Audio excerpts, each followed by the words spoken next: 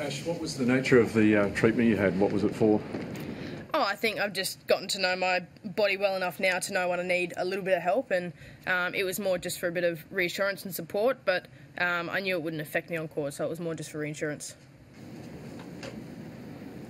Ash, I think Jim was in the box room. It's pretty rare for a childhood coach to get a run these days. What can you tell us about him and what he's done for you over the years? Oh, Jim's been a massive part of my tennis throughout my whole career, and whenever he's able to come to tournaments, he comes along, and he's come to Wimbledon before, but certainly the Australian Open's an easy tournament for him to get to, where he can fly down and come and enjoy it, because he's been an absolutely integral part of my tennis. He's taught me everything that I know, and even now he can read me like a book out on the court. He can predict what's going to happen more times than not, and he knows exactly what's going on.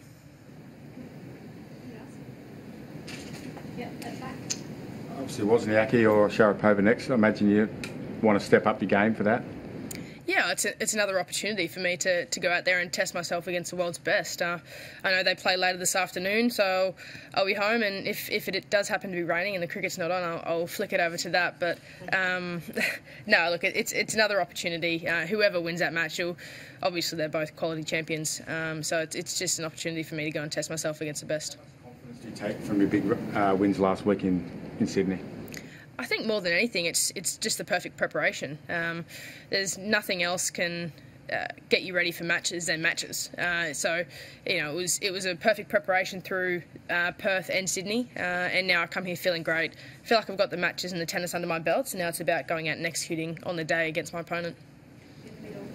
Yeah, look, Ash, I don't want to detract from your efforts and the efforts of the other Australian women, but I did want to ask you about the spat in Australian men's tennis and just get your comments on what's happening at regarding the Davis Cup and the other men involved.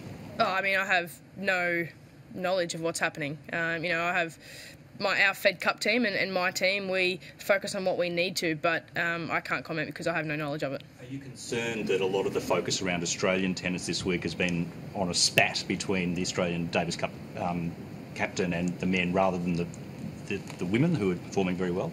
Oh, I think there are men and women performing well, and I think there are a million stories going around Grand Slam time, because there are so many players, there are so many matches, there are so many amazing stories. But from my point of view, it's been a super positive week for the players involved. In particular, Kimbo, who has a third round tonight. It's the first time for her. So, I mean, in my eyes, we've had focus on my tennis, focus on all of the other good stories that are going around, and I have no knowledge of what's going on with the Davis Cup, so I can't comment.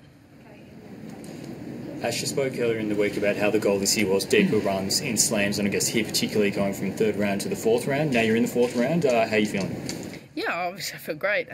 You have to keep giving yourself the opportunity to do better and better, and you have to, just keep chipping away. It's all trusting in the process and the work that my team and myself has done in the pre-season and throughout the last 18 months, 2 years. Is we're continuing to chip away every single day and get better as a person and as a player every single day, and continue to develop my game. And I think it's getting to the point now where I'm feeling more and more comfortable on the court and can play my brand of tennis, which when I execute, I know it works against the best in the world.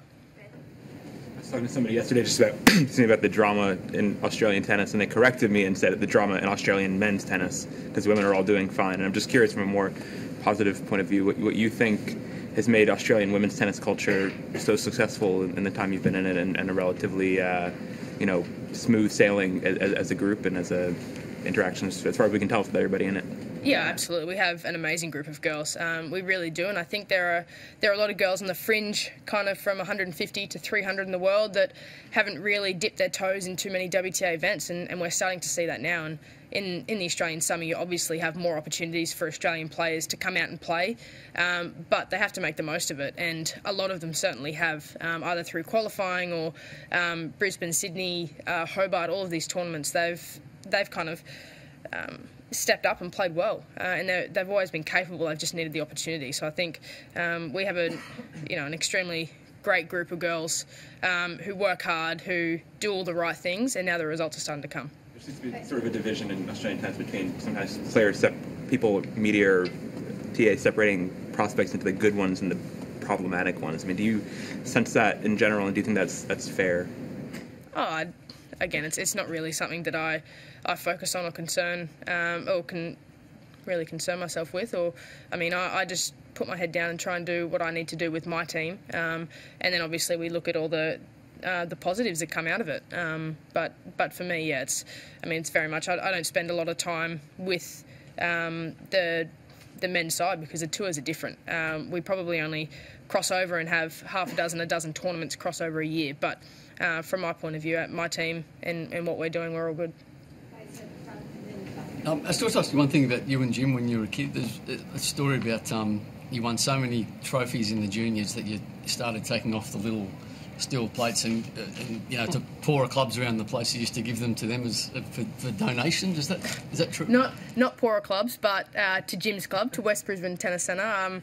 A lot of my trophies are recycled, for their junior fixtures and things like that. All the ones that kind of didn't fit anymore, but Mum has a cabinet at home that she keeps them all in, and it was kind of a bit of a tradition every year that we gave a few to Jim and Robbie at West Brisbane Tennis Centre, and they filtered through to the fixtures with the young kids. So how many did you have? Oh, I have no idea. No, but I don't know. Yeah. It's just back to the medical timeout. So you're saying it's just running repairs after a gruelling sort of workload the last couple of weeks, and nothing to be concerned about going forward? Yeah, no, all good. Nothing to be concerned about. Just making sure that I'm in the best possible shape to play and go out there and do my best. Back to the fourth round, perhaps you will play Wozniacki. If Wozniacki will be your opponent, how do you think you will play that match? Yeah, for the moment, there's no time trying to think of what's ahead. I have to let that match play out. And obviously, both Wozniacki and Sharapova are exceptional competitors and players. And I'm sure that they'll have an amazing match. But for the time being, there's no point looking into the future. I have to wait and see how that result goes, and then I'll sit down with my team and my coach and try and work out a game plan for either player. What do you think about Wozniacki's form in this moment? She's number 2 or 3 in the world at the moment. She's playing amazing tennis. It's obviously had a bit of it's always hard to know when you've had the pre-season and time off, and she only played the one tournament, but she's playing well here this week and obviously loves the conditions here in Australia as defending champion and is on a roll here.